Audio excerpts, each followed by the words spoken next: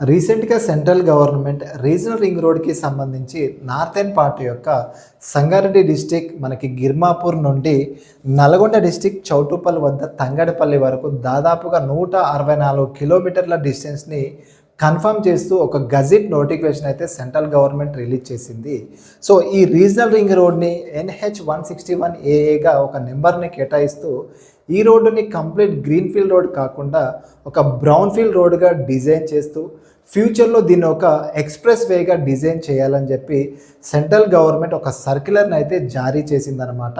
So ఈ regional ring రోడ్ని PPPAC అంటే public private partnership and appraisal committee ఆధ్వర్యంలో ఈ రోడ్డు యొక్క పనులు జరుగుతాయన్నమాట. సో ఈ రీజనల్ రింగ్ రోడ్డు మనకి ఇక్కడ గిర్మాపూర్ వద్ద ఈ బాంబే హైవే ఏదైతే NH-65 ఉందో ఇక్కడ స్టార్ట్ అయ్యి మనకి నర్సాపూర్, తూప్రాన్, గజ్వేల్ అండ్ జగదేవ్పూర్, యాదాద్రి, భువనగిరి అండ్ చౌటుప్పల్ వద్ద తంగడపల్లి విలేజ్ ఏదైతే ఉందో మనకి విజయవాడ హైవే NH-65 వద్ద ఇక్కడ ఎండ్ అవుతుందన్నమాట.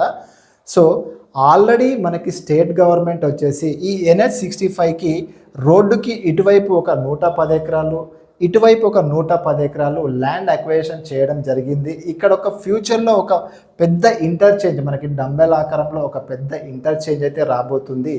సో మీరు ఈ రోడ్ని బేస్ చేసుకొని సంగారెడ్డిలో కానివ్వండి, అలాగే మనకి పైన ఏదైతే ఉంటుందో ఇక్కడ సదాశివపేట్ కానివ్వండి, ఈ రోడ్డుకి ఇటువైపు మనకి కొండాపూర్ మండల్లో కానివ్వండి, ఈ ఏరియాస్లో మీరు ఎక్కడైనా ఇన్వెస్ట్మెంట్ చేసుకోవాలనుకుంటే షార్ట్ టర్మ్ కానివ్వండి, ఇన్ కేస్ లాంగ్ టర్మ్లో కానివ్వండి, యాక్చువల్లీ లాంగ్ టర్మ్కి అయితే మీకు ఫ్యూచర్లో ఇక్కడ బాగుంటుంది. అండ్ గవర్నమెంట్ కూడా దీన్ని ఫాస్ట్గా డిజైన్ చేయాలని చెప్పి ఒక టెండర్ని కూడా అతి త్వరలో కాల్ఫర్ చేసి మనకి 2026కి ఈ రోడ్డు పనులు మనకి ఆగస్ట్లో స్టార్ట్ అయ్యే విధంగా గవర్నమెంట్ కూడా దీన్ని కన్ఫర్మ్ చేయబోతుందన్నమాట. So this is for latest information. So thank you అండి, థ్యాంక్ యూ సో మచ్.